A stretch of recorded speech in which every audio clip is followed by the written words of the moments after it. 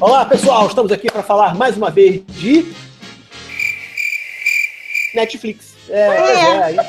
A geração Netflix pediu e nós vamos falar agora sobre os seriados da Marvel na Netflix. Teve bastante sucesso. O Demolidor, então, quando estreou, foi campeão de meme, tinha muita brincadeira lá com o Demolidor, foi muito sucesso, o pessoal compartilhando algumas cenas, e não se repetiu com algumas das séries, pelo menos eu notei. A Jessica Jones, eu não vi tanto meme, e o próprio Luke Cage também. Aí eu queria perguntar para os nossos amigos sobre essa trajetória da Marvel na televisão. Quem gostaria de começar?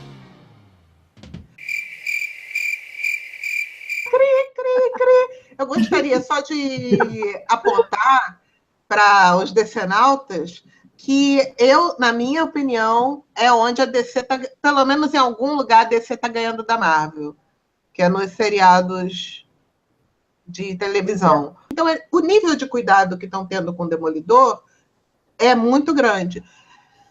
Mas eu não acho que tiveram o mesmo cuidado com o roteiro de Jessica Jones nem de Luke Cage, porque tá... E não é o que está acontecendo com a DC. A DC, o pessoal tá acompanhando. Pelo menos está chamando fã. Eu sou fã e não quis ver. Eu sou admiradora de boas histórias. Então a história tem que ser boa para mim. E eu discordo com a Patrícia, eu acho que a DC está medíocre também. É que ela pegou o nicho de pessoas muito jovens, né, que estão curtindo um tipo de seriado simples, do Monstro da Semana, e que não faz sentido nenhum, né? A maior parte das vezes não faz sentido nenhum. Então, assim, é o que eu vi, tá? O pouco que eu vi, tanto que eu não acompanho mais as séries da DC. E as séries da Marvel, que é o tema, né? Eu comecei a ver o Demolidor. O Demolidor eu achei muito interessante, muito legal. A primeira temporada. Demorou um pouquinho para me cativar, mas quando ele pega bem. Ele realmente é muito bem filmado, tem um elenco bacana, personagens bacanas. Eu gostei pra caramba, ele te prende até o final.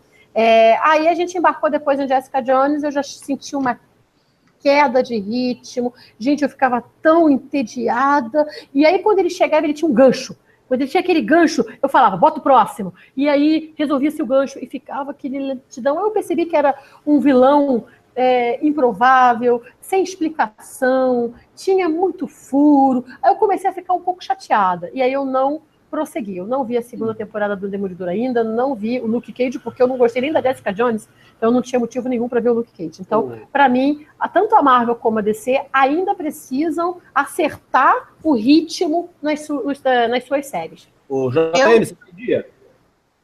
Oi? Você tá em dia com a série da Marvel? Tô. Eu concordo com a Ed e eu concordo com a Patrícia. Patrícia, meu nome é Patrícia. Eu sei, mocinho. Já não é de hoje que assisti. Mas assim, eu acho que a Marvel acertou muito quando escolheu a Netflix como parceiro. Acho que isso daí foi a grande fórmula mágica do negócio, porque deu uma liberdade criativa para a Marvel que provavelmente ela não teria nas TVs abertas. Assim. O nível de roteiro, o cuidado, a direção, fotografia, ter tempo para produzir, são temporadas muito menores. Você vê que a temporada... A gente fala muito mal, é verdade, quando a Ed diz que o roteiro das séries da DC são meio rasos, são mesmo.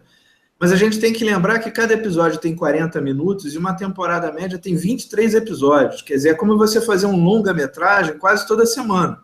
Com um grande problema, né? É a audiência. Quer dizer, se a audiência dá ibope para um personagem, bala nele. Se não dá, tem que dar um jeito de tirar o cara da história em 2 ou 3 episódios, porque senão a audiência vai para o espaço. Uhum. E a Marvel na Netflix tem tempo para produzir. Quando eles lançam, está completinha. Ainda assim, Demolidor é estupidamente melhor do que todas as outras séries. Assim. A primeira e a segunda temporada. Vê se você notou isso, esse decaimento a cada uma das séries. A gente observou que poderia ser o número de episódios para pouca história. Principalmente o Jessica Jones. Assim. Se fossem talvez 8 episódios, como é o Stranger Things, né? Que é enxuta.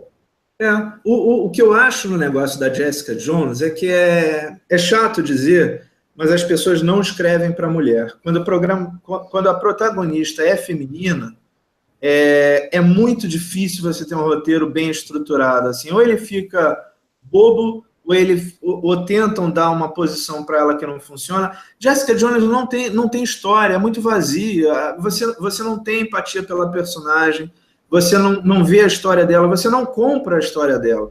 Do Demolidor, você compra a história do cara, você vai evoluindo junto com ele. Jessica Jones não tem isso.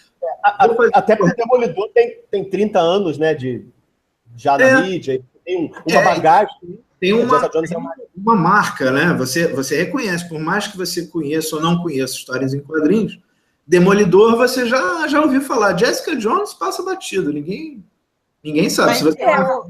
Mas eu tenho a minha opinião aqui também, que tem a ver com o carisma dos personagens. O Brian Cox, ele é um baita ator, ele está fazendo um trabalho ele não faz os próprios stunts, mas ele mantém um corpaço, ele tem um troço que chama super-herói.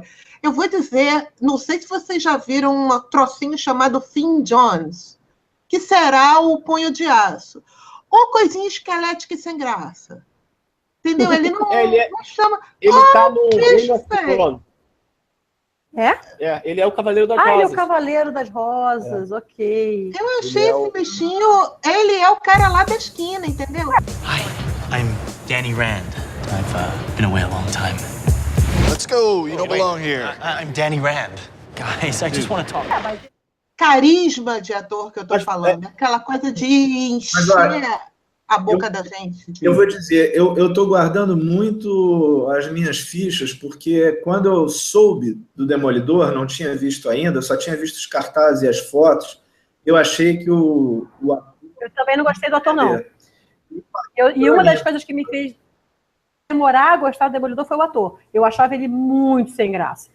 Aí ele foi me comprando, então eu aprendi a dar chance para o ator. E eu aprendi, inclusive, com o Coringa, né, do LED, que era alguém que eu nunca gostei daquele ator. Eu sei que ele é muito bom, mas eu nunca gostei dele. Heath Ledger, né? É isso. É porque hoje já tem o Jared Leto para meter pedra.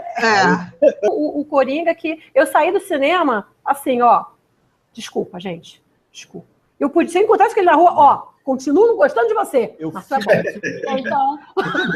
feliz de não ter gravado blog na época, porque eu ia ser daquelas vergonhas alheias na internet, assim, de dizer, olha esse cara aqui metendo pau aqui. Ridículo. Então, assim, eu sou acostumada a dar chance pro ator, porque às vezes a gente não acha não vê do que ele é capaz, né? Ele não dá chance dele mostrar. E aí, surpreende. Deixa eu só fazer uma correção no negócio do declínio, porque para mim não foi exatamente um declínio, foi uma curva, né? Demolidor para mim foi muito bom, Jessica Jones caiu muito, eu achei Luke Cage melhor do que Jessica Jones.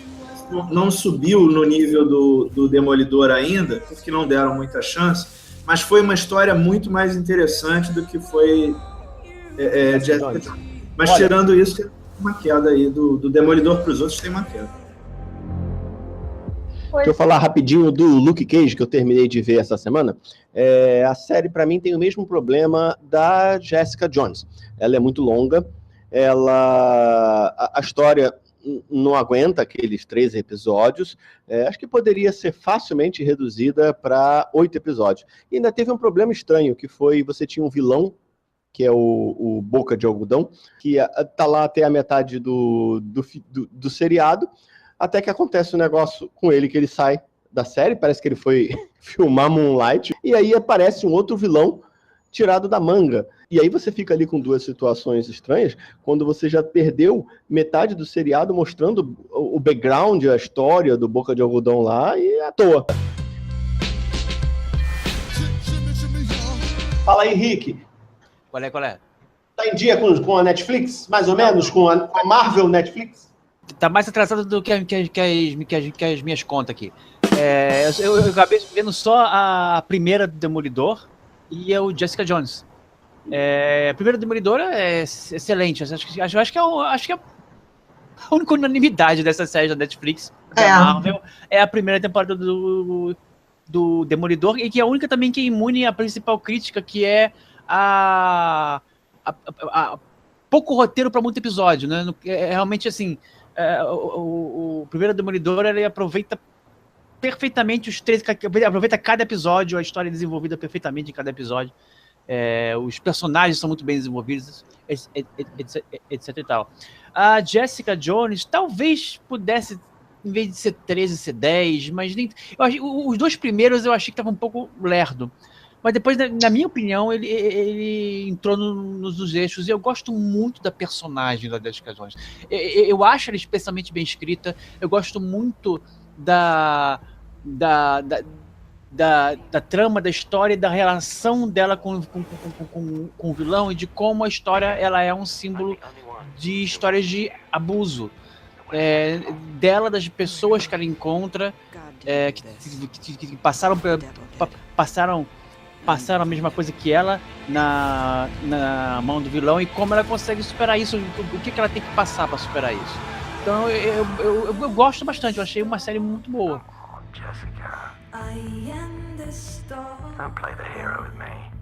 Depois que acabou a primeira temporada do Demolidor, eu fiquei assim, eu não queria ver para não gostar, né? Porque eu sabia... Eu terminei em 2 dias. Aí fiquei com aquela síndrome de mulher abandonada. Aí fiquei esperando, feito uma doida, quando ele voltou. Você voltou! E ele voltou lindo. Ele falou, quanto tempo não te vi? Ele falou também. Eu também. Nessa quinta-feira já vai estrear a série nova da Marvel na Netflix, que é o Punhos de Ferro. E aí a gente, durante esses dias, né, a gente ouviu algumas reações negativas, porque já foram liberadas para crítica os primeiros episódios, e acusando uma certa morosidade, além de uma polêmica muito esquisita, de pessoas perturbando o ator no Twitter, a ponto dele desligar lá a rede social dele, porque ele não era oriental, né, pelo fato dele ser um lutador de artes marciais. Só que, assim, quem já leu, né, o quadrinho, sabe que o personagem não é oriental, não faria sentido. Só porque ele é oriental! Exatamente. Ele é louro! Então, assim, essa parte das críticas, né, essa parte da polêmica, eu achei estranha, sem sentido. Acho que essa é a menor das preocupações que eles têm que ter nesse momento em relação ao Punho de Ferro, porque eu notei porque todas as séries... O Jessica Jones que eu vi desde críticas entusiasmadas até críticas que detonavam a série, e os motivos eram muito variados. O Luke Cage, que eu não vi ainda, também as críticas e os elogios também eram bastante variados. Punho de Ferro, as críticas estão extremamente consistentes umas com as outras. E basicamente é o seguinte, parte do princípio que é uma série de um lutador, é uma história de um lutador de um herói lutador de artes marciais. A partir disso você tem 2 coisas. Primeiro, tem muito mais diálogo do que luta. É blá blá blá o tempo todo. E o problema, porque realmente uma série baseada em diálogos, com bons diálogos, não tem o menor problema. Dizem que os diálogos são horríveis, os diálogos são muito ruins, e as lutas que tem são muito ruins, muito artificiais. Então, assim, tudo que a série tem está sendo criticado, desde os diálogos até as lutas. O vilão é um vilão totalmente unidimensional. Estão criticando demais a escolha do ator para fazer o Punho de Ferro. Não tá assim, não tá assim, tá sem sobreviventes as críticas. Danny, what happened to you? Why are you really back here? E o problema é justamente esse. As críticas estão concordando muito umas com as outras. Não teve até 0% no Rotten Tomatoes. Ninguém. O engraçado, assim, é que essa série do Punho de Ferro, ela dá problema desde que imaginaram fazer, né? Ela era para ter entrado antes do Luke Cage. Ela estava programada para vir antes do Luke Cage. Encontrou uma série de problemas, assim, de não achar personagem, não achar roteiro. Resolveram trabalhar o Luke Cage porque era um personagem que já estava mais desenvolvido. E deixaram ela de escanteio e foram trabalhando. Quer dizer, eu acho que a do Demolidor, ela foi tão bem estruturada que pegou todo mundo de surpresa. É engraçado, eu acho que o problema da Netflix, tirando o Demolidor, em relação às outras séries, tem sido sempre o mesmo. É um roteiro muito lento. Assim, os personagens demoram a acontecer, as coisas demoram a acontecer, criam-se ganchos que você acha que vai acontecer alguma coisa, aí em 5 minutos eles desfazem o gancho e voltam a enrolar no episódio e tal. E eu realmente estava esperando mais do Punho de Ferro. O Rick me falou desse negócio das críticas, aí já me deu uma meia trava, falei, já caiu umas fichas. Quando eu fui lendo, é tudo realmente assim, o cara fala A, o outro fala A, o outro fala A. Não tem muita discrepância entre as críticas, o que não está dando muita esperança, não. O que eu acho chato é porque é a primeira vez que eles estão conseguindo colocar um universo um pouco menos realista, né? Porque tem o lado místico da Marvel, né? Que está entrando pela primeira vez no seriado de televisão, e poderia ser um gancho para explorar melhor, né? Eu não sei se é a questão da grana, que encareceria muito ou não, mas me assustou um pouco assim. Fala, Paty. Não, porque eu tô chateada, porque com o Demolidor eles fizeram tudo tão direitinho. A primeira coisa mais bacana foi o uniforme preto. Aquele, eu vou te dizer, o uniforme improvisado foi mais legal do que o uniforme vermelho. Porque o Demolidor ele tem uma mitologia muito rica, né? Assim, ele tem essa pegada mais super-herói, né? Do cara que combate. Ele bota uma máscara e vou sair de noite para bater em vagabundo. Né? E os outros têm uma pegada diferente, né? O Luke Cage, ele é o herói que reage, ele demora muito a agir. Uma das minhas críticas que eu tenho à série é isso, é que ele é um personagem muito passivo. E a Jessica Jones é alguém que é pago para isso. Ela realmente falou, não quero ser super-heroína, não tô aqui para isso. Só um adendozinho ainda no Punho de Ferro, é só para falar assim realmente onde que a Netflix estava com a cabeça quando ela escolheu o showrunner do Punho de Ferro, que é um cara chamado Scott Buck.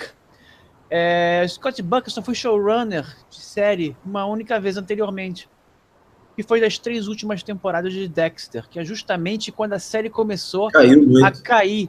E eu acho que, na verdade, as temporadas 6 e 7 do Dexter, na verdade, serem inferiores, não são exatamente ruins. Mas eu não me lembro de ter visto um final de série tão desastroso quanto o do Dexter. Foi o pior final de série que eu já vi. Pelo que eu entendi, a temporada inteira de Punho de Ferro é um final de Dexter. Socorro! Bom, Netflix, torçamos então para que vocês consigam emplacar, porque aqui o pessoal do Alcatel está dividido. Nós temos entre altos e baixos, gostamos de algumas coisas, discordamos de outras. Estaremos a partir de sexta-feira conferindo aí o Punho de Ferro. E em breve a gente faz uma reunião de cúpula aqui para descobrir se valeu a pena. Um abraço e nos vemos aí. Não esqueça de se inscrever no canal, deixe seu curtir e dá a sugestão do que você quer ver aqui nos comentários, tá bom? E se você Compartilha. I am the Iron Fist. The hell does that mean?